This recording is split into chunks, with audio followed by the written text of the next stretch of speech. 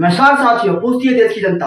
लोग ये पूछते रहते हैं कि लोग जो छात्र हैं, जो कि अगर 24 अगस्त को जो प्रोटेस्ट हुआ उसमें जो लोगों पे लाठीचार्ज हुई, बच्चों के ऊपर लाठीचार्ज हुई, क्योंकि गलती नहीं थी।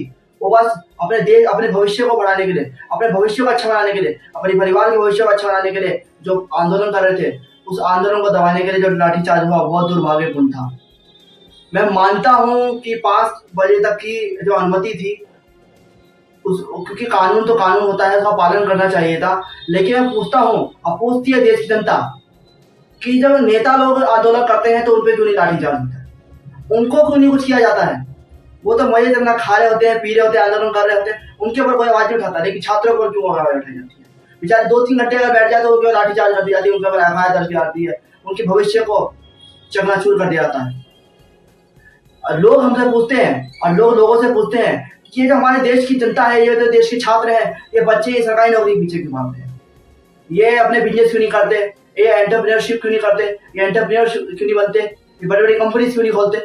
मैं पूछना चाहता हूँ कि हमारे देश की शिक्षा व्यवस्था ने ऐसी कोई व्यवस्था प्रणाली बनाई, कोई ऐसी प्रैक्टिकल नॉलेज की तरीका बनाया, ऐसे प्रैक्टिकल स्किल्स की तरीका बनाया जिससे कि जो बच्चा है वो छोटे से तो बड़ा कॉलेज करे और कंप्लीट करने का तो वो मारे मारा ना भटके। उसे सरकारी नौकरी की तरफ इसलिए भागना पड़ता है क्योंकि उसे अपने अपने परिवार का अपना भविष्य बनाना है। मैं उन लोगों से पूछना चाहता हूँ जो ये बातें तो पूछते हैं कि लोग सरकारी नौकरी के पीछे क्यों भागते हैं, क्या वो भी गली गली गली घूमे हैं और 10-10 हजार की नौकरी के लिए, और उनको तो 10-10 हजार की नौकरी भी नहीं मिलती। दुकानों में जाते हैं, कोई बोलता 5,000 दे दो, कोई बोलता 8,000 दे दो, कोई बोलता 10,000 दे दो। ये इस देश का हाल हो चुका है। हम बड़े बड़े लोगों को देख रहे हैं 1 लाख की नौकरी salary, 2 lakh salary, 10 lakh salary. हम उन लोगों को नहीं देख रहे जो ग्रेजुएशन करने के बाद भी 8,000, 10,000, 12,000 की नौकरी कर रहे हैं, और उसमें भी ये डर रहता है कि मालिक अब उनको नौकरी से निकाल देगा। वो एक डर और एक खौफ के साए में जूझ रहे हैं।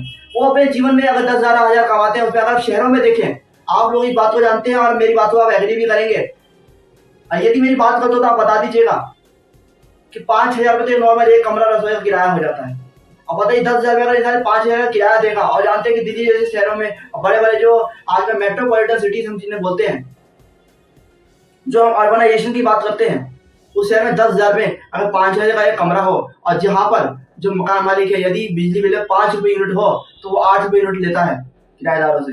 और देखा जाए तो 1,000-2,000 रुपये तो बिजली का बिल हो गया, पानी का बिल हो गया, 10,000 तो सारा मकान का किराया और बिजली बिल में चला गया।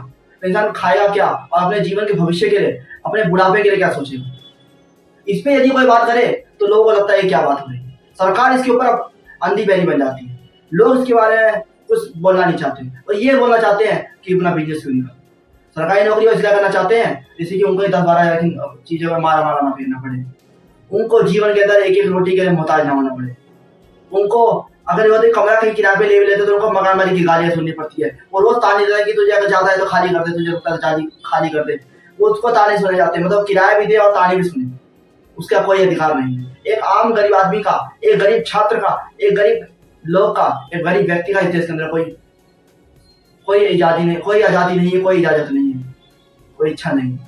हमारे संविधान ने तो अपने देश के नागरिकों को बहुत आजादियां दी, मौलिक अधिकार दिए, लेकिन क्या एक व्यक्ति जो जीवन में शिक्षा, स्वास्थ्य, अच्छा जीवन, सुरक्षित जीवन और अच्छे जीवन की कामना करता है, क्या वो गलत है।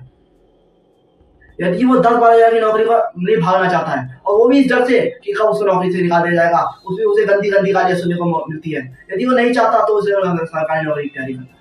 और वो सरकारी नौकरी तैयारी करता है तो हमारे देश की जो प्रणाली है, शिक्षा प्रणाली, हमारे देश की जो एग्जामिनेशन प्रणाली है, जो बड़े बड़े कमीशन बनाए, यूपीएससी, एसएससी, अलग अलग तरह के कमीशन बनाए, स्टेट पीसीएस बनाया गया, वो लोग अपने कार्य को सही से नहीं कर पाते।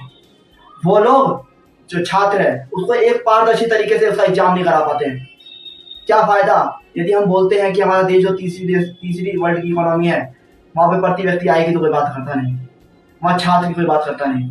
वहां उस देश की सरकार के नजर में जो छात्र है और जो छात्र की परेशानी है उसका कोई सरोकार ही नहीं है, उसका कोई उसकी उस पूरी लिस्ट में कोई जगह ही नहीं है कि एक छात्र के ऊपर क्या बीतती है। जो मेहनत करता है और उसका पारदर्शी तरीके से जो कमीशन हैं वो एग्जाम भी नहीं दे पाती है और उसका भविष्य अंधकार में चला जाता है।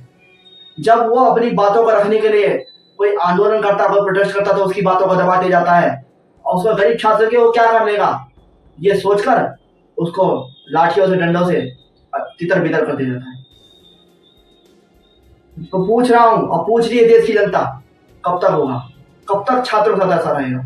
इसलिए लोग सरकारी नौकरी तैयार करते हैं, तब भी सरकारी नौकरी उनको मिलती नहीं, क्योंकि उसमें करप्शन हो जाता है, पेपर लीक हो जाता है, नॉर्मलाइजेशन की परेशानियां आती हैं, उनको सही से सीट नहीं मिल पाती है। सीट मिले तो कोर्ट में केस चलता रहता है, सालों सालों तक लोग एग्जाम देने के बाद, एग्जाम क्लियर करने के बाद भी कोर्टों के चक्कर भागते रहते हैं। अब पता ही जरा वकील जो होते हैं, मैं वकील का बहुत आदर करता हूँ, लेकिन वकील भी बहुत फीस लेते हैं और हर छात्र इतनी फीस नहीं दे सकता है।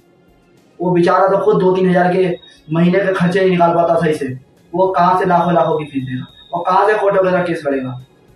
वो हार जाता है और दम तोड़ देता है ऐसे प्रशासन पे, जहाँ पे उसकी कोई आवाज नहीं सुनना चाहता है, न उसके बारे में कोई देखना चाहता है। हम लाते रहेंगे ऐसी देश की और जनता की आवाज को, पूछती है देश की जनता। नमस्कार।